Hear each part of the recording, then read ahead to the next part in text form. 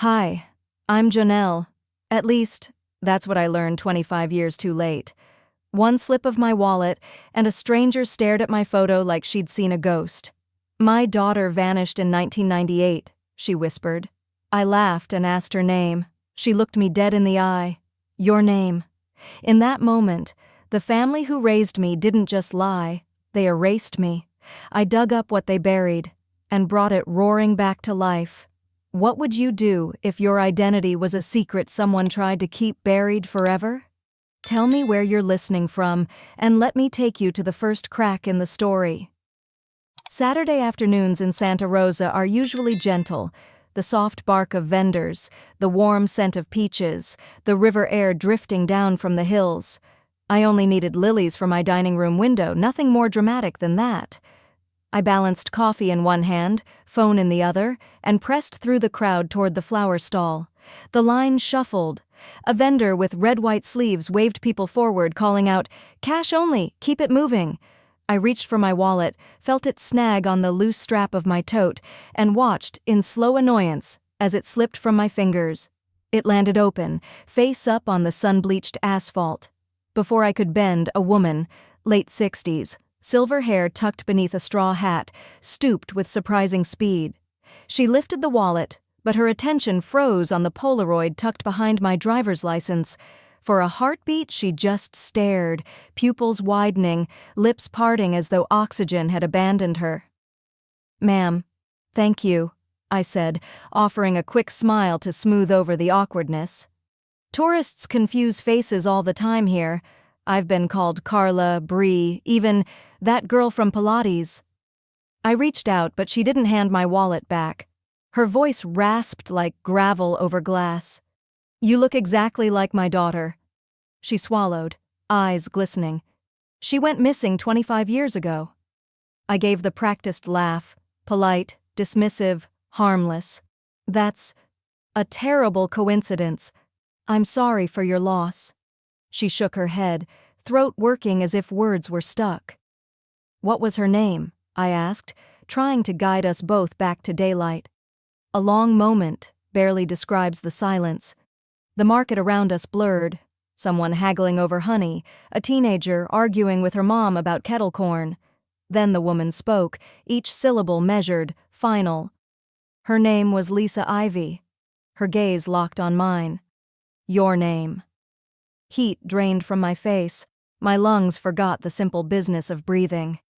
That can't be right," I said, hearing my own voice wobble. She glanced down at the Polaroid again. I followed her eyes. The photo showed a toddler, dark curls, serious eyes, sitting on someone's porch swing. I have never remembered who took the picture. My parents said it was a neighbor who'd moved away before I started kindergarten. "You disappeared when you were 4, the woman whispered, "right after the 4th of July parade in Spokane." "I'm Janelle Matthews," I blurted, like reading off a business card. "Born in Fresno. I think you've mistaken me." But the world had already shifted. Colors felt sharper, sound thinner, like everything had slid an inch to the left. She released the wallet into my trembling palm, then stepped back, tears tracking down creased cheeks. "I waited 25 years, she said. "I never stopped looking." I couldn't reply. I did what polite panic does. I thanked her, mumbled an apology I didn't owe, and slipped away into the crush of bodies and canvas tents. My hands shook so badly I nearly dropped the lilies I'd come for. The afternoon blurred. I remember backing my car out of the gravel lot, missing a cyclist by inches. I remember every traffic light turning red no matter how gently I pressed the gas. I remember my phone buzzing with a reminder to pay the electric bill. Something absurdly normal. Night found me on the living room floor, lights off, laptop open, the Polaroid balanced against a flickering candle. I'd stared at that picture 100 lazy Sundays, never once questioning who snapped it or why the edges were burned slightly, as if someone had tried to destroy it and lost heart. Now questions swarmed. Why did that stranger know the scar on my ribcage, the one shaped like a crescent moon? Why did the name Lisa make something inside me ache like an old sprain? I smelled chlorine. I heard chains creak, children's swings at dusk. A scrap of memory, little fists clutching a ceramic owl, tiny legs kicking at a wooden seat. The room wavered. I forced myself upright, crossed to the bathroom, flicked the harsh overhead light. My reflection met me, brown eyes too wide, curls frazzled by the coastal wind, confusion etched like fine cracks in porcelain. "What if she's not wrong?" I whispered. My voice sounded foreign, borrowed. I pressed the Polaroid against the mirror beside my face. Same tilt of the chin, same wary eyebrows. I pressed a hand to my sternum to stop the rattling inside. Who am I, really? The question hung in the mirror, unanswered, pulsing like a vein. The mirror didn't answer, so I stayed awake waiting for morning to show up and pretend everything was fine. It never does. By 3, I was on the sofa, laptop glowing, the woman's voice replaying on loop. Lisa Ivy, 4 years old, gone. I typed the name and year into a search bar. First nothing but baby announcement spam, then an archived newspaper out of Spokane. Judge's granddaughter disappears after parade, July 1998. The grainy photo was almost colorless, yet every line of that toddler's face matched the one in my wallet. Same curious tilt of the head, same impatient eyebrows that look borrowed from someone older. My throat tightened. A hotline number sat beneath the article. I dialed. It rang until an automated voice asked me to leave hope at the beep. I hung up, tried again at dawn. Still hollow. 2 days crawled past. I went to work, smiled at gallery clients, but I kept seeing that little girl over the shoulders of every canvas, waiting like a figure someone forgot to paint out. Thursday, I drove back to the farmer's market. The flower stand man remembered me. "You looking for that older lady?" he asked, tying string around sunflowers. Myra Porter, sweet soul, comes Tuesdays when the peaches come in, then drives to Petaluma. Husband's in memory care there. He scribbled an address on my receipt, Rosevale Memory Care. I thanked him, walked straight to my car, and rehearsed a lie good enough to get me through a front desk. Rosevale sat behind a chain of oaks, quiet except for wind chimes and distant television chatter. I pulled my college badge from a drawer, the one that says Community Outreach, clipped it on, and told reception I was checking resident engagement levels for an art therapy grant.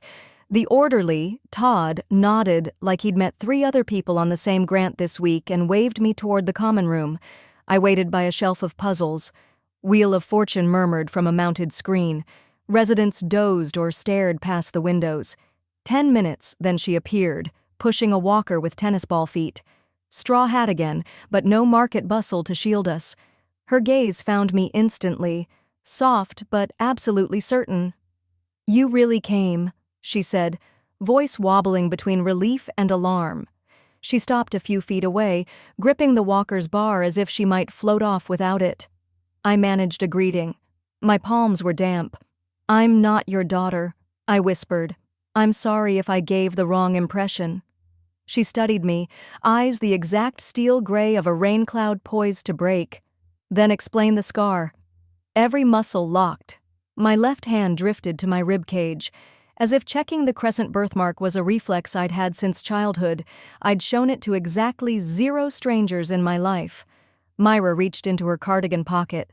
Out came a small, weather-creased photograph. She held it so only I could see. A toddler on a wooden porch swing, shirt lifted by chubby fingers to expose a half-moon scar on her side. The same swing, the same ceramic owl lying beside her. "That's Lisa," Myra said, voice near breaking. The scar was shaped like a new moon. Doctor said it would fade. It never did. The floor felt unreliable. "I fell off a bike when I was 5, I whispered, repeating the story my parents gave me. "Gravel road? Summer cookout?" Lisa never learned to ride. Her grandfather said bikes were dangerous. She got that mark climbing the neighbor's apple tree, fell on a nail sticking out of the gate. A memory flickered. Sweet rot of apples, metallic tang of blood, someone scolding about nails. I swayed. Myra guided me to a love seat as if she'd done it since I was small. "You were stolen," she said, calm, like reciting a weather forecast no one believed. They told me you were dead. I never believed them. I wanted to argue, to leave, to deny the pull of her certainty. Instead, I stared at the photo, the same toddler smile I saw every morning on my fridge, without recognizing the porch behind it. Questions crashed into one another. Who lied? Who gained? Why did my parents never mention Spokane or a judge or a lost parade? I want to run, I admitted, barely audible. Myra's fingers closed over mine. Something in your eyes, sweetheart. Same as the day they disappeared. You can run, but the truth will keep matching pace. I looked up. The common room had fallen silent. Even the TV host paused between vowels. Outside, late afternoon light spilled gold across the window glass. It felt like a line I couldn't uncross. I didn't run, but my legs shook the whole drive back to Santa Rosa. Late afternoon haze slid off the vineyards, and the radio whispered some throwback ballad I couldn't bear. At home, I closed every curtain, sat on the rug, and pressed my palm against the scar as if it might cool down. It throbbed like new skin. I opened the laptop, intending to drown the whole day in emails, yet the search bar waited like a dare. I typed, Lisa Ivy, missing 1998 judge's granddaughter. The same Spokane article popped up, but tonight another headline sat beside it, posted just hours earlier. Con artist targets grieving mother at farmer's market. The thumbnail was my back, wallet in hand, moments before I fled. Comments already bloomed. Shameful. Gold digger. People will do anything for attention. My cheeks flamed. Who had taken that picture, and how did it hit the internet so fast? I forced my gaze away and dug into the box of childhood paperwork I kept in a hall closet. Adoption decree, immunization cards, a first-grade report proclaiming I talked too much. One folder, early medical, listed a hospital admission 3 months before the group home said they received me, same day as that 4th of July parade Myra mentioned.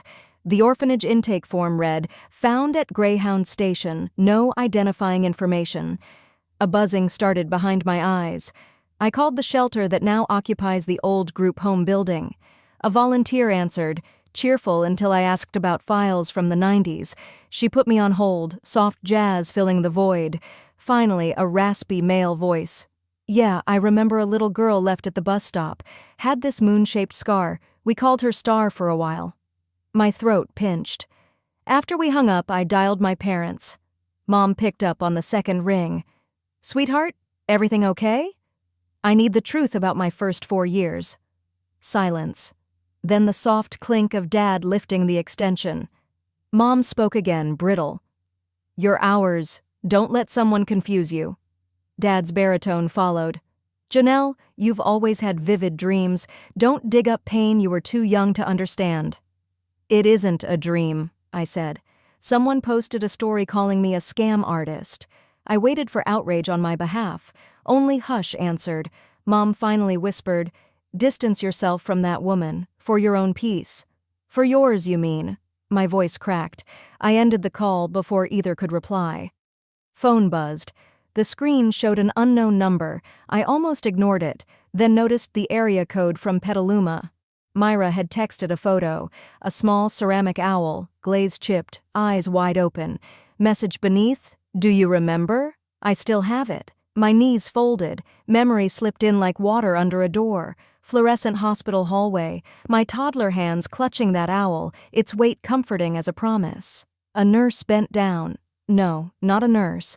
A red-haired woman with a lanyard saying, hold tight, we'll keep you safe. I'd treasured that owl for weeks until it vanished the night I was moved to foster care.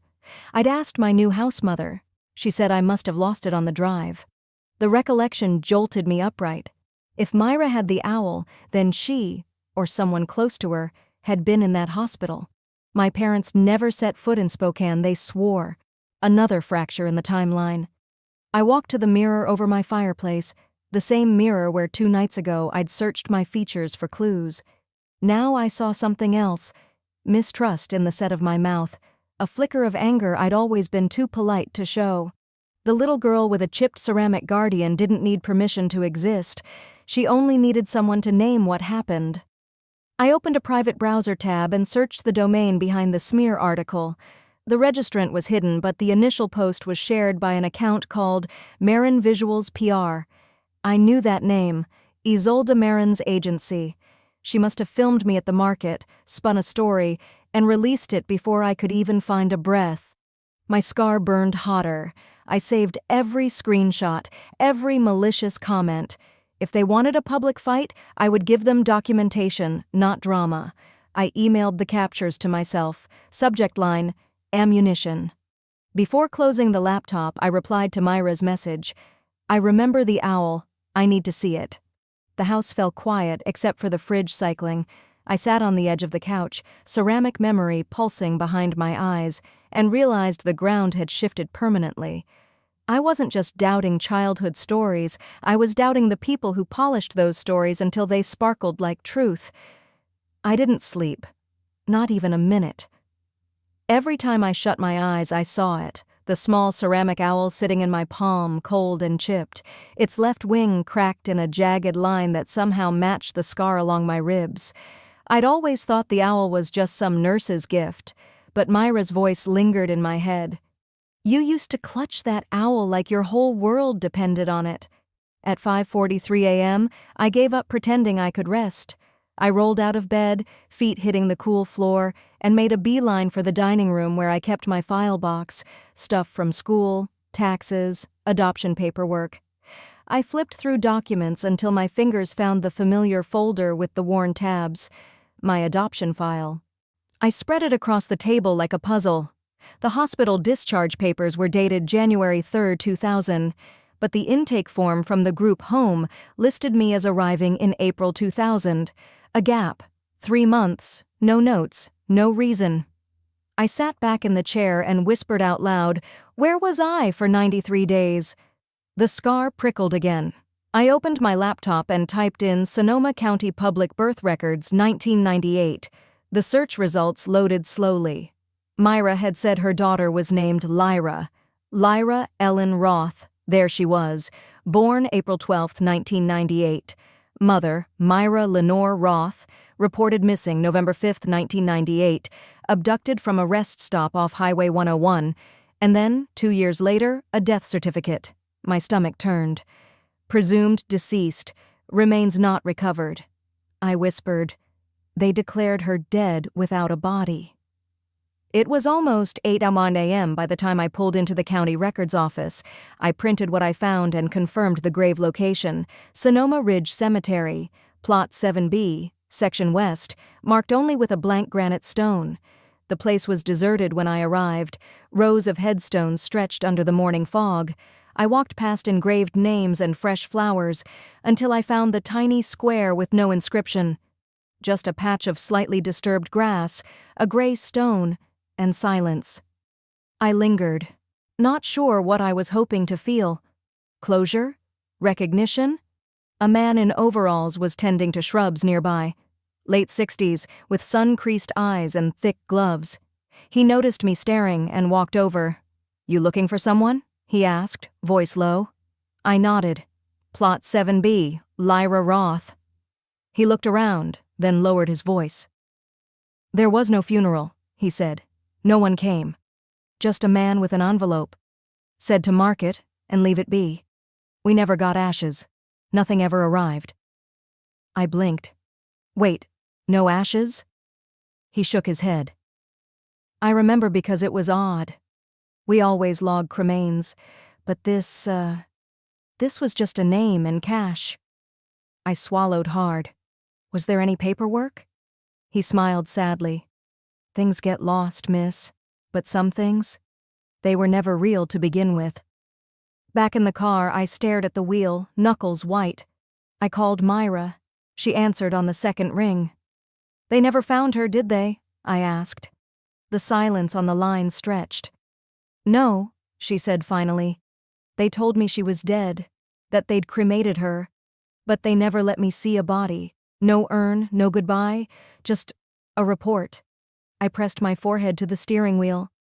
"I think I found her grave, but there's nothing there." Her voice broke. "I knew it.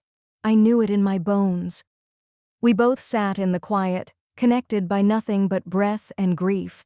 Then she asked, almost hesitant, "Did you ever hum a song as a kid? One you didn't know where you learned it from?" I lifted my head. "I used to hum something when I couldn't sleep. My mom thought it was made up." "Was it about stars?" she asked. I felt the words leave my mouth before I could stop them. "Starlight, star bright, send me home safe tonight." Myra gasped. "That's what I sang to her." I didn't respond. I couldn't. My voice had vanished somewhere between disbelief and recognition. We ended the call quietly. No goodbyes. The drive back home blurred. Roads I knew felt unfamiliar now, like I was seeing everything from someone else's eyes. When I turned into my street, I saw them. My parents, both standing on my porch. Dad had his hands in his pockets. Mom was wringing hers, like she'd been praying or pacing or both. I parked, got out, didn't say a word. They looked at me like they wanted to speak but couldn't find the right lie fast enough. And the way my father looked at me, not like a daughter, but like a secret about to speak. Dad's stare pinned me to the front walk, one quick second that felt longer than my whole childhood. He opened the door without a word. Mom stepped aside but wouldn't meet my eyes. She'd been crying. Mascara pooled like bruises under each lash. Inside, afternoon light filtered through closed blinds, cutting the living room into sharp gray stripes. Every lamp was off, as if truth required darkness. The scent of lemon polish and yesterday's coffee lingered, familiar and suddenly foreign. Dad cleared his throat. "We need privacy." He twisted each blind until the room dimmed further, then motioned toward the couch. I remained standing. Mom paced between the fireplace and the bookshelf. Her heels clicked a jittery rhythm. "We never wanted to hurt you," she started, voice frayed. "They told us you had no family." I folded my arms. "Who are they?" Dad's shoulders sagged. He looked 10 years older than yesterday. "Come to the kitchen." He led the way out the back door, across cracked patio stones, to the shed I rarely entered. Dust motes floated in silver beams. He pulled a shoebox from a high shelf, blew off the lid, and handed me a brittle brown envelope sealed with an ancient strip of tape. My name, Jonelle Ray, was penned on the front, but the ink had bled, almost erased. Hands unsteady, I tore the flap. Inside lay 2 tiny hospital bracelets, Baby Girl Roth 04-12-98, and a birth certificate with the first line blacked out so heavily the paper was thin. Beneath, a photograph. Myra holding a curly-haired toddler on a porch swing, the same image I'd stared at online, only glossy and bright. Mom appeared in the doorway, hugging herself. "I was desperate," she whispered. "Years of fertility drugs, miscarriages. Then one night a social worker knocked. Colleen Haverly, red hair, smelled like vanilla. She placed you in my arms and said, 'She has no one, but she's special. Don't ask questions.'" Colleen. The red braid from my half-memory bending in that hospital hallway. I looked at Dad. "And you didn't ask?" "We did," he said, rubbing the back of his neck. "She assured us everything was legal. Said a judge wanted the girl placed fast for her safety." Mom stepped forward. "We signed papers, sealed adoptions. It felt like Providence." My voice came out colder than I felt. "Providence pays cash every year?" Color drained from Mom's cheeks. Dad exhaled, defeated. "The first envelope arrived on your 5th birthday. No return address, just money and a typed note. For her future. Do not inquire. It came the same date every year after, enough to cover school, braces, college." I stared at them, pulse hammering. "You took hush money." Mom's tears returned. "We told ourselves it was child support from a guilty parent who couldn't claim you. We told ourselves anything that let us sleep." I turned away, lungs tight, and stepped deeper into the shed. Cobwebs clung to unused tools. Behind a stack of paint cans lay a warped cedar box secured by a tarnished latch. Instinct guided my fingers. Inside, newspaper clippings about Lyra Roth's disappearance, a photocopy of a police report stamped unsolved, and a single yellowed note in block letters: keep her name off the books, use the new ID, burn the rest. Bile rose in my throat. This wasn't careless paperwork, it was a blueprint for erasure. Dad spoke softly behind me. We tried to burn it, couldn't. Guilt, I guess. I turned, holding the note between trembling fingers. Who sent the cash? He shook his head. Envelope was always hand-delivered. Same driver, black sedan, tinted windows? Never spoke. Mom stepped closer, tentative. We loved you the best way we knew. Love without truth is just comfort, I said, surprised by my own steadiness. I slipped the photograph into my jacket pocket. Every breath tasted of sawdust and lies. Mom reached out. Please, Janelle. I stepped back. I need air. I walked past them, through the yard where Dad once taught me to catch fireflies, out the gate, and to my car. The evening sky had turned copper. I slid behind the wheel, hands shaking, but a new resolve settling under my ribs. The photo of Myra warmed against my chest like a heartbeat. I started the engine. I needed answers, not from the living, but from someone long gone. I kept my foot steady on the gas, afternoon sun glazing the windshield as Highway 116 curved north. I'd GPS mapped Evergreen Pines Hospice but didn't need the voice prompts. The tension in my chest guided me mile by mile. I rehearsed what to say, then let the words crumble, realizing no script could steady my hands. Evergreen Pines sat behind a white rail fence, geraniums bright along the walkway. A receptionist in lavender scrubs greeted me with polite detachment, and when I mentioned Colleen Haverly for a family history interview, she nodded, as though secrets arrived here every Thursday. We walked past open doors, soft beeps of heart monitors, muted game shows, until she paused outside a sunlit room. She's lucid most afternoons, the nurse whispered, tapping once before easing away. Inside, an older woman sat facing the window, silver threads streaking a once vivid red braid that trailed over one shoulder. Light spilled across her lap, illuminating the tremor in her fingertips. I stepped in, shoes silent on vinyl. Colleen? My voice wavered. She turned slowly, eyes searching my face as if scanning old photographs. I was told you drowned, she murmured, surprise and resignation mingling. I pulled the visitor chair closer. I'm Jonelle. I think I was once Lyra. The name tasted unfamiliar, like a song half remembered. Her shoulders rose, then settled.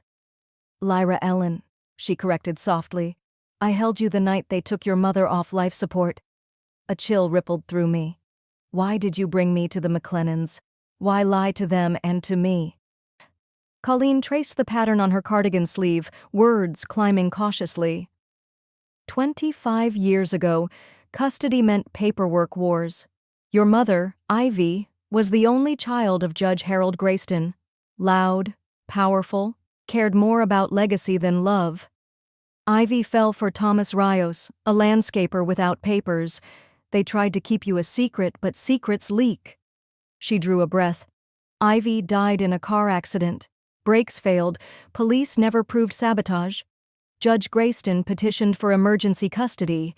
Tomas vanished 2 nights later, picked up by ICE and deported before dawn. And me? You were evidence of his daughter's scandal. The judge wanted you erased from every docket. He called me, said he'd arrange a private placement, promised you'd live safely if I cooperated. Colleen's voice cracked. He threatened my own license if I didn't. I pressed my back against the chair, heartbeat thudding in my ears. So you forged my file. Not forged. Redirected. She flinched at her own defense. I chose a family far from court circles, paid them to love you, told them never to question the money. I thought distance would protect you. Protect me from my own blood, I said. Bitterness thicker than saliva. Colleen met my gaze. Harold Grayston would bury truth even if he had to bury blood. Those were his words. My grandfather, a federal judge whose portraits hang in courthouse corridors. I'd walked past them during a field trip once, never guessing the eyes in the oil painting watched over a lie that wore my face. Colleen reached for her side table, slid open a drawer, and withdrew a tarnished locker key. The tag read 217. Shaw Street Bus Depot, she said. I stored copies, court filings, sworn statements, photos, everything I was asked to destroy. My fingers wrapped around the key's cool metal. Why keep them? Because guilt survives long after threats fade, she whispered, and because a day might come when a grown woman with familiar eyes asks for the truth. The room dimmed as the sun dipped behind pines.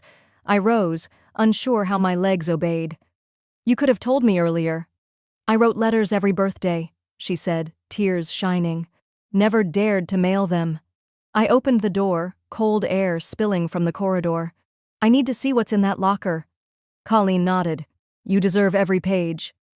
Outside, dusk crept over the parking lot. I gripped the steering wheel, lungs straining to pull in steady breaths. The truth wasn't buried by time. It had been choreographed, ledger-lined, and locked away like contraband. A judge, a coffin with no ashes, envelopes of hush money. My life had been bartered in back rooms.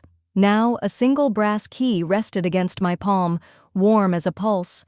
I had no map for what came next, just a bus depot, a rusty lock, and a name that once meant justice. The sky hadn't found its color yet when I pulled into the Shaw Street Bus Depot. Early buses idled like tired giants, coughing exhaust into the gray air. Inside, fluorescent lights flickered over rows of plastic seats and vending machines humming a single-note lullaby. Travelers aimed for coffee or tickets. No one glanced at the woman hugging a small brass key in her coat pocket. My shoes echoed on terrazzo as I counted lockers. 213, 215, 217. The metal felt colder than it should. Cold enough to raise goosebumps. I slid the key home. A click reverberated up my arm like a pulse. The door yawned open to reveal a neat bundle, a large manila envelope, a cassette recorder no bigger than my palm, a baby blanket the color of dawn, and a smaller envelope with my name written in careful cursive. Colleen's hand. I scooped everything into my tote, pushed the door shut, and twisted the lock until it snapped. Only then did I breathe again. In the parking lot, drizzle had started, painting silver veins on the windshield. I climbed into the driver's seat, pressed the central lock, and let the silence settle. For a moment I simply stared at the bundle, afraid that touching it would change something fundamental, like reading the last page of a book and realizing the story was never yours. The smaller envelope tore easily. Colleen's letter opened with my birth name, Jonelle Ivy Rios. Seeing all three words together tightened my throat. She wrote of a custody fight no courtroom wanted. Ivy in love with Thomas, the undocumented worker. Judge Grayston outraged enough to ruin 2 lives. Ivy, she said, refused to surrender me. Hospital records were altered, psychiatric notes forged to paint her unstable. After Ivy died, brake fluid drained until the car forgot how to stop, Grayston used his influence to deport Thomas on trumped-up theft charges. Colleen, brand new in the department, was ordered to place me where no one would ever think to look. Her last paragraph read, I convinced myself distance was mercy, but mercy without truth is cowardice. I hope you forgive a frightened woman. My fingers trembled as I unfolded the baby blanket. Faded stars marched across fraying flannel, and in one corner, a name stitched in crooked lavender thread, Jonelle Ivy Rios. My lungs stopped halfway, then started again on a shaky rhythm. The cassette recorder looked intact. I pressed play. Static crackled, then a man's measured baritone, cultured, ice-cold. Miss Haverly, if that girl resurfaces, so will your past. I suggest you keep the fire burning. The tape clicked off. My grandfather's voice, unmistakable, immortal. Everything I believed about accidental fortune, about loving parents and sealed adoptions, collapsed into a ledger of favors owed and threats collected. My life was a transaction. I dialed Mariana, thumb slipping on the screen. She answered groggy. Jonelle, it's barely 6. Are you okay? I need you at my place, I said, surprised by the steel in my tone. Bring your camera and the spare hard drive. For what? Time to exhume a lie. She exhaled, awake now. I'll be there in 30. I ended the call but didn't start the engine. Instead, I laid the blanket across my lap, smoothing the worn fabric until the stitched letters lay flat. I imagined Ivy sewing by dim lamplight, determined that her daughter's name lived somewhere permanent. Grayston had tried to bury that name under cash, forged forms, and fear, but stitches outlast signatures. A city bus groaned to life beside me, headlights sweeping the lot. I tucked the evidence back into the tote, every piece suddenly heavier. The world outside the windshield was still gray, but I felt something shift, controlled fury replacing shock. Secrets had thrived in shadows, daylight was overdue. I turned the key in the ignition, wipers scraped, clearing a path. Ahead, the road waited, slick and empty. I didn't sleep that night, just stared at the envelope, the blanket, and the stitched name no one was ever supposed to see again. I watched the sky turn from ink to pewter without closing my eyes. By 7, I'd showered, dressed in the least shaky outfit I owned, navy blazer, muted blouse, and met Mariana in my driveway. She wordlessly passed me coffee and drove, hands steady on the wheel, while I rehearsed truths I never thought I'd say aloud. Ms. Fisher waited at the courthouse steps, raincoat flapping like a banner. She'd filed an emergency motion after midnight, citing newly discovered evidence of fraud in a sealed adoption. The clerk squeezed us onto the docket for 10 a.m., hearing room B. Confidential, but the hallway buzzed anyway. Reporters smell fresh stories the way hounds catch wind of deer. Inside the chamber, wood paneling and fluorescent fixtures struggled to look dignified. My Aunt Colleen sat in the back row, braid loose now, eyes rimmed red but determined. She gave me a fragile thumbs up. I nodded, though my pulse banged like a gavel. The clerk called the matter. Judge Eleanor Gaines, stoic, silver-haired, her expression carved from patience, adjusted her glasses. We are here to consider a petition to unseal the adoption of Jonelle Ray McLennan, born April 12, 1998. Counsel, state your basis. Ms. Fisher rose. Your Honor, we have irrefutable evidence the adoption was procured through fraud, duress, and falsified medical documents. She opened the manila envelope onto the presentation table. Pages fanned out. Forged psychiatric notes, Ivy's real medical chart, Colleen's letter, and the cassette encased in a plastic bag. Judge Gaines lifted a brow. Play the tape. The bailiff set the recorder on the desk mic. Static, then my grandfather's voice filled the room, smooth, unhurried, lethal. That girl can't come back. She dies in paper, or you'll die in court. It ended with a click that sounded like a door locking forever. No one spoke. Even the ventilation seemed to pause. Judge Gaines turned to Colleen. Ms. Haverly, do you confirm the authenticity of that recording? Colleen stood, palms flat on the pew. I do, Your Honor. Gaines nodded once, then addressed the room. Continue. Ms. Fisher lifted another folder. Exhibit D, petition to adopt Lyra Ellen Roth, filed by Colleen Haverly in 2000, denied citing lack of family value. Attached addendum shows the real reason. The child's father, Thomas Rios, listed as untraceable alien, though no effort to locate was documented. She slid the DNA report across the railing. We located Mr. Rios in Mexico City. 2 labs confirmed a 99.99 match to the petitioner, my client. Mariana clicked a remote. A photo of Tomas holding an infant illuminated the courtroom monitor. Gasps rose like wind through wheat. Judge Gaines leaned forward, voice even. Why was no paternity test ordered at the time? A government attorney in a rumpled suit stammered that records were unclear and time-sensitive decisions were made. Gaines cut him off with a raised palm. Unclear is insufficient, she said. The state removed a child from her heritage, then pronounced her dead without remains. This court finds probable cause of systemic misconduct. Murmurs swept the gallery. Someone whispered, About time. Gaines tapped her gavel for quiet. I hereby order all original adoption documents unsealed and amended to reflect the child's legal name, Jonelle Ivy Rios. Further, I direct the district attorney to open an inquiry into judicial interference and immigration fraud." She paused, eyes softening toward me. "The law can't undo a lifetime, but it can damn well expose it." The gavel struck once more. Colleen's shoulders sagged with silent relief. Tears slid down her cheeks. I reached across the rail. She gripped my hand, bones fragile, grasp fierce.